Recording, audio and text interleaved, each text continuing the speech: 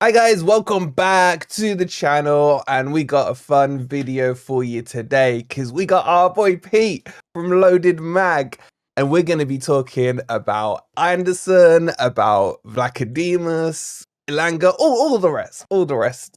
Pete, how you doing, bud? I'm not gonna lie. I'm a little bit more. I'm a little bit calmer now than I was, Yeah, say, 24 hours ago. I'm it's feeling been okay. been crazy, mate. It's been crazy. Yeah, you getting a taste of what it's like to be a Forest fan with like 300 signings in and out in a day, mate. Madness. I mean, like, I don't envy you guys of what you've been in the transfer market over the last 2 years. I mean, it must be exciting seeing that many signings come through, but like, it must absolutely drain you at times with like the constant news all the time with players. Mate, this broke like what 12 o'clock last night. I had to put a fucking video out that it was just crazy, man. Yeah, I can't complain about the content. But guys, Pete's channel is absolutely cracking and it's been blowing up over the last year. Make sure you subscribe to him. I've got the link in the title, so all you guys got to do, click on that, click subscribe, done. Completely free to do. Show Pete some love because honestly, him on his channel, brilliant. On a 12-man podcast as well, brilliant. He's a top bloke. I've been wanting to get him on the channel for ages. So Pete, appreciate you making the time, bud. Pleasure to come and join you. Always like to work with other clubs or other clubs' channels as well, and yeah, it's an absolute pleasure. It should be an interesting conversation. Not going to lie. It's going to be fun. Let me start with a fun question, right? So Anderson and Vlachodimos. At the time of recording this, guys, by the way, we haven't even seen the England match yet, so that full disclaimer, right? But I want to know the answer to this question. Anderson coming to Forest, Vlachodimos going to you, 35 mil apparently the cost for him. We don't yet know Vlachodimos' cost.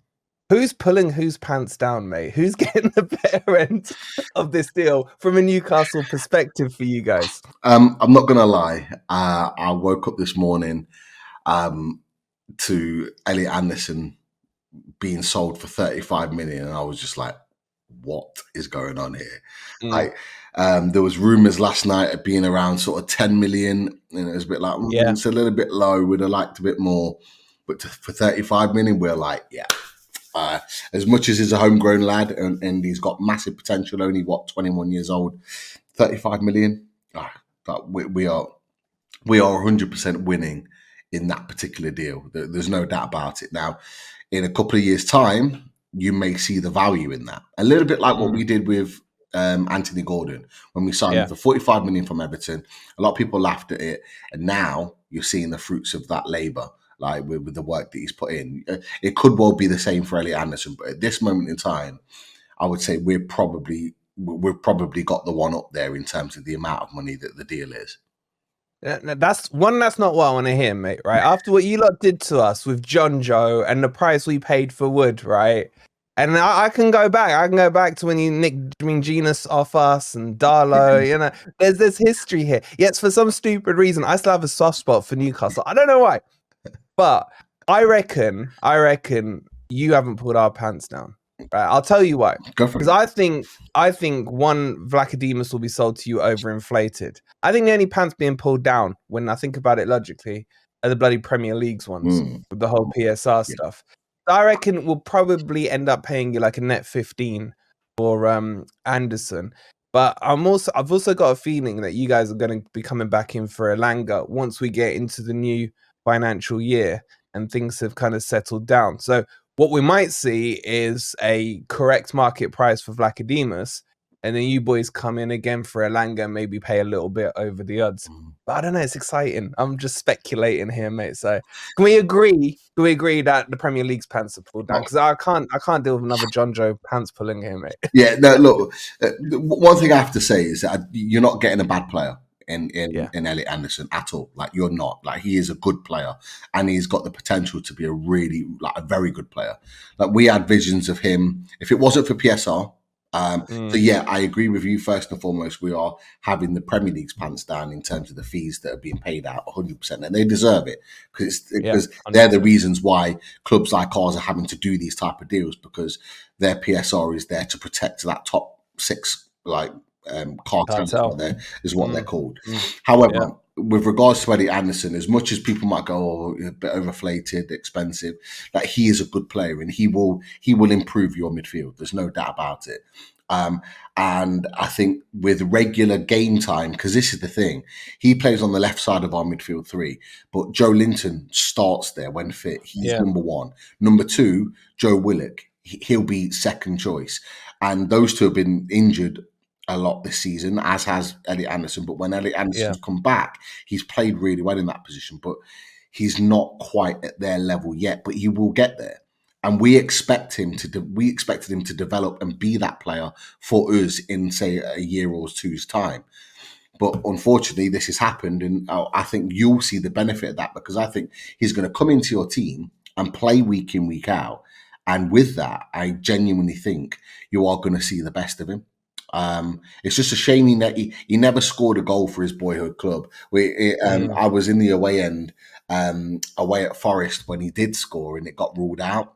The season we finished fourth, when Isaac scored the last minute penalty, and it was like, that would have been such an important moment for him, having scored a goal at his boyhood club. But did he score against Brighton? I'm trying to remember it. Away at Brighton. He's never scored for the club. Never scored for the club. Which is I think will probably be one of the things that he'll maybe regret.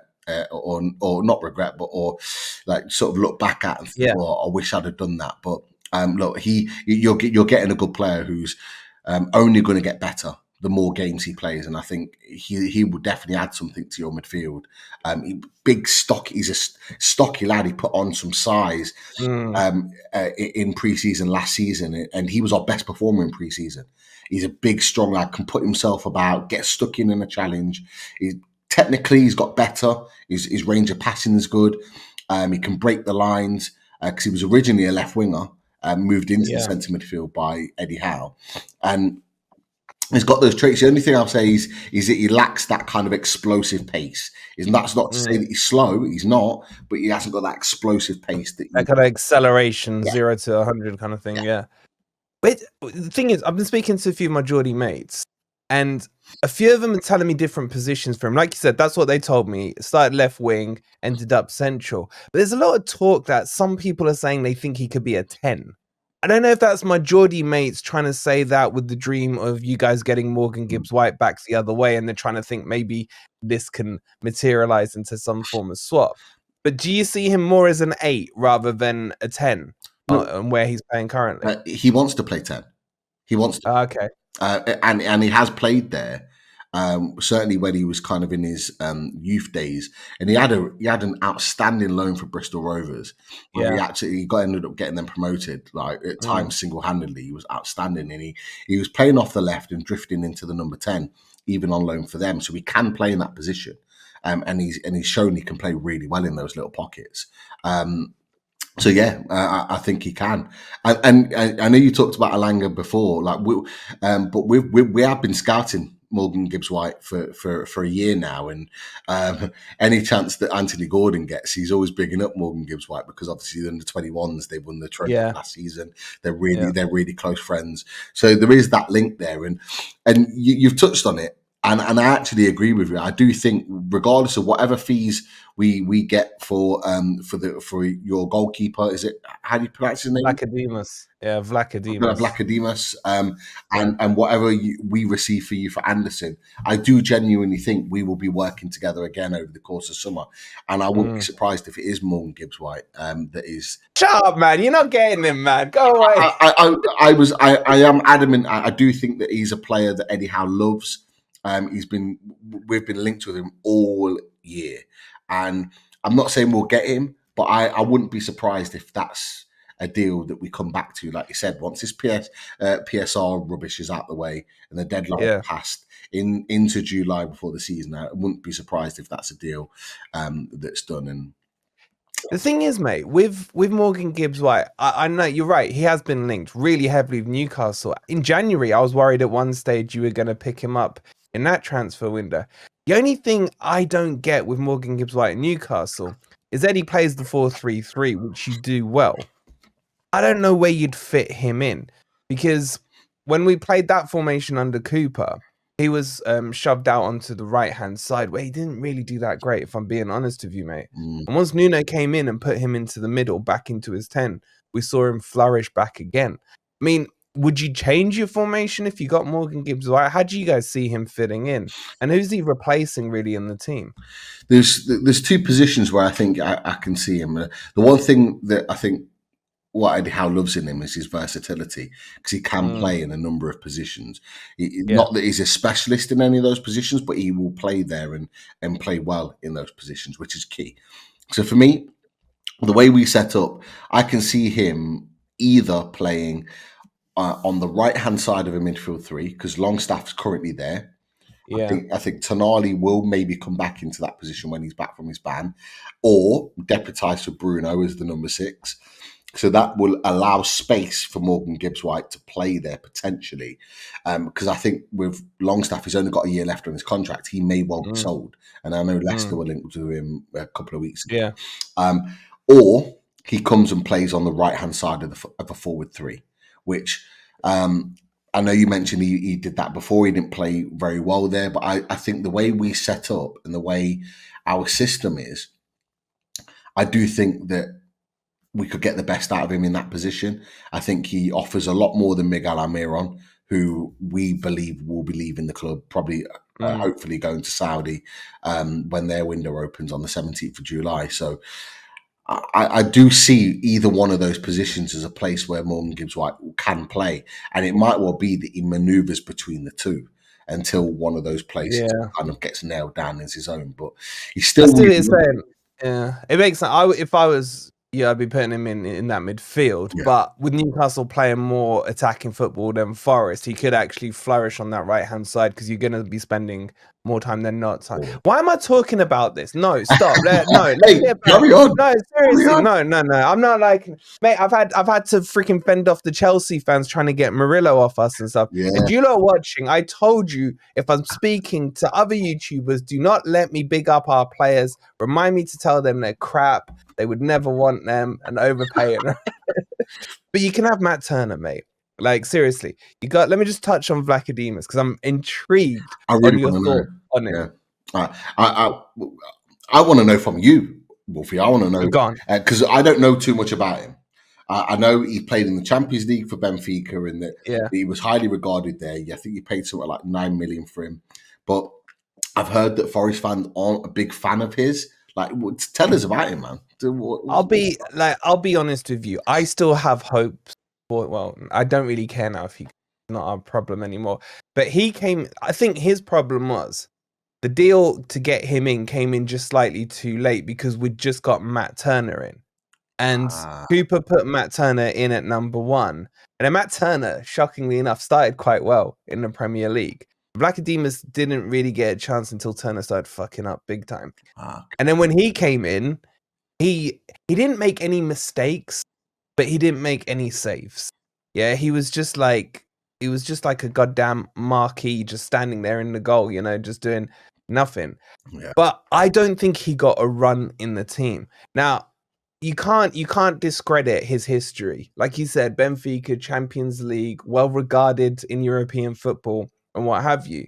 But he also never settled in. From early doors, we were hearing rumors of him saying that if I don't get to start and be the number 1, then I'm leaving. That was quite early doors with him. So he does have a little bit of an attitude on him. But I see that. I don't see a problem with that. I'd rather have someone saying, I want to be the number 1, than happy to bench him, Yeah. So in the games he's played, I'll be honest with you, bro, I can't remember one save he made. No, if the ball was shot at goal, it usually went in. But he didn't make any blunders. Well, maybe one in the cup. Now, I need to big him up to you, don't I? Just in case someone from Newcastle or Forest is watching this. But no, I'll be real with you. He didn't light the world on fire. But I personally would have sold Matt Turner ahead of him, because Matt Turner is absolute dog shite, man. And like, Vlachodimos at least has credentials, whereas Matt Turner's just always been a number 2. He's not better than Pope. I'll tell you that much. Yeah. Who else did you got? Who else you got as backup? Well, we've got Dubravka, but it's highly likely he's sold. he's likely to be sold at this point. And Mm. and Karius is left on he was our third choice. Karius has gone on a free Yeah. transfer. His contract's ended. So He's better than Carrier, mate. yeah, He's better than Carrier. we're going to lose two goalkeepers because we don't want Dubravka there, and I think Dubravka at this point wants to leave now, which I think is it's about time. Yeah. So we're going to lose two goalkeepers. We've been linked heavily with James Trafford from Burnley. Yeah, I don't rate him, you know. I don't rate him. It's a difficult one, you know. It's a difficult one because he's not better than Pope, but he's better than Pope with his feet, and we want a distributor to come. We don't have that in our ranks. With someone that's good with their feet, because Pope's not great. He's good at sweeping, but not good with his feet. Whereas Trafford offers you something different. And then we've got Vlachodimos coming in potentially. Now, Keith Downey, Sky Sports, he's a friend of our channel, and he reported today that Vlachodimos potentially is the Karius replacement. So it's interesting. That would make sense, but it doesn't make sense. Yeah. Do you know what I mean? It's like he's basically third choice in the hierarchy now at Forest. We've just signed a new goalkeeper from Brazil, so technically he's gone to fourth. Is he upgrading from fourth choice to third choice? It doesn't. There's a lot of it that doesn't make sense, and I just feel this is book cooking from both clubs just to sort out the PSR stuff. Well, at this point, Vlachodimos will he'll come in at second. He'll come in as number two. Dubravka will leave, and then I think it will all hinge on whether we go back for Trafford or not. That's the big thing for me. If we don't go in for Trafford, we were linked with John Ruddy, for example. He'd just been released from Birmingham. If that's the case, and Vlachodimos goes in at number two, Ruddy, say for example, goes in at number three. I think if we get James Trafford goes in at number two, and Vlachodimos goes in at number three. So you then is Pope fit yet? What's the situation on Pope? He played the last game of the season. Like he was fit the last 2.5 weeks. He was like kind of on the bench, and fans were asking for him to come back in because Dubravka's just not good at all. And then after the Man U loss, he came in and made some brilliant saves. We ended up winning the game against Brentford away, albeit he conceded two, but you could just see the quality was back in the team. So he should be fit and firing for pre-season. For sure. Yeah, I like Pope. I just think, like you say, distribution-wise could be improved. Let's just, to finish off, mate, just quickly touch on Elanga, because obviously the rumours and the links were quite heavy yesterday on Elanga. Is he a player that you still think you might come sniffing back for as the window goes into normal mode rather than silly season? Is he going to fit in? Because Eddie Howe loves him, doesn't he? Yeah, he's. You know what? It was an interesting one when it popped up on Saturday morning. I was a bit like, "Oh, okay." It took me by surprise because I didn't expect it. Neither of it with Anderson or Elanga. Yeah. But then when you look on the face of it, I looked at his goal contributions. He had 14 goal contributions. It was 9 goals, 5 assists last season. I thought that's not a bad return. That's not a bad return from him. Yeah, it's okay. We'll get into that in a second then. But I looked at that's not a bad return, and obviously he played really well at St James's Park. He destroyed us along with you. That was his best game. He was very, very good. So a lot of Newcastle fans have got that in the back of their minds as well, and we're thinking, okay, it's not the high profile right winger because we need one desperately. It's not the high profile that we want, but he's a Swedish international. He knows Alexander Isak really well, so they link together really well. And we were kind of making those connections there. But obviously, when we found out that the Elliot Anderson deal was separate and that wasn't going to happen, I kind of thought maybe we're not going to go back in for him. So at this moment in time, I don't think we will go back in for him, but he will definitely be an option. Where on that list he is, I'm not quite sure. But I don't believe he's probably in the top 2. So if we get one of our top 2 targets, we won't. I don't think we'll go in for him. Yeah, I'm not, and this is talking straight with you, mate. I'm not against him leaving. I'll be honest with you. Really? I think in the first half of the season, he was on fire. Right. Especially under Cooper. He was one of those players, I think there's a handful that I would say were better under Cooper than Nuno, and he was one of them. But he just faded away. What it is for me, his football IQ level is low. Like, he's got the pace, he'll get in behind, but then he'll shoot when he should cross, or he'll cross when he should have taken the shot, you know, that kind of thing. Yeah. That's where I think he still needs to develop. Can he develop? I mean, when we got him from Man U, all my Man U fans literally were saying that to me, and I've now seen that play out. First 4 months, I was like, what were them lot talking about? And I've just slowly seen him fall back into that. So I think if he does go to you, I think he'll start hot again and everything, and then potentially fade. But I don't mind if we sell him, but I'd rather keep him. He's one of those ones where I wouldn't, do a rant video on it if he went, kind of. You know what I'm saying? But yeah, it's going to be interesting, mate. It's going to be interesting to see how this plays out. That's really interesting you said that, because how you've kind of described Elanga is that's the kind of player that we probably don't want to be signing, if I'm honest. So we were linked heavily over the last week with Madueke at Chelsea. And I see him in exactly the same ballpark. Fast, nippy, great on one-on-ones, that can get in and behind, cause problems. But the final ball, the final cross, the final shot is just not there. It's not consistent enough. And the reason why I'm saying that, and it's not that we're like, as a Newcastle fan, me or anyone else is snobby or anything. It's just that entitlement, love it. We've got Miggy that does that already right now. Miguel Almiron is exactly that type of player. Rapid, fast, can run and chase everything all day, makes intelligent runs. But that final ball, the cross, the pass, the finish, it's just not there, and it's so inconsistent. And so if we're gonna go and invest in a right winger to see us through for the next 3-4 years at least, it needs to be someone more refined, someone that's already got that. And it might cost us a little bit more, but that's what and part of our sort of building as a team, that's what we need to get, because we've got that with Anthony Gordon. You need to balance it out on the right hand side now. That mirror image. That's it. So it's interesting that you've said that, and it's good knowledge, because it's but that's my opinion on it, Pete. It's like, I think it's quite 50-50 on Elanga. There's a lot that will stick to the fact, like you were talking about his stats. Look what he's done this season. And they were important goals, they were important assists. Yeah, I'm not downgrading what he did. It's just I feel he had a really good first half of the season and a somewhat average second half of the season. Do you know what I mean? And that's why I just look at it, and it's the football IQ for me that worries me about him, mate. Yeah.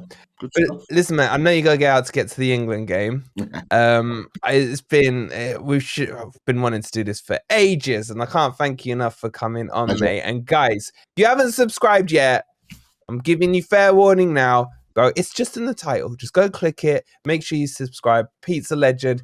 Congrats as well on 20k, mate. Road to 30k inbound now. So keep up the great work, matey. Any closing words from you, Pete, before I let you go? Absolute pleasure to come on and join you, Wolfie. I'm not going to lie. It's first time being on. You're a fantastic host. Really great chat. And hopefully it's not the last time we'll come on and join you. And hopefully at some point we'll definitely get you on Loaded Mag NUFC. But if you haven't already, because I'm going to be putting this out to my Newcastle United fans, make sure you're subscribing to this channel here.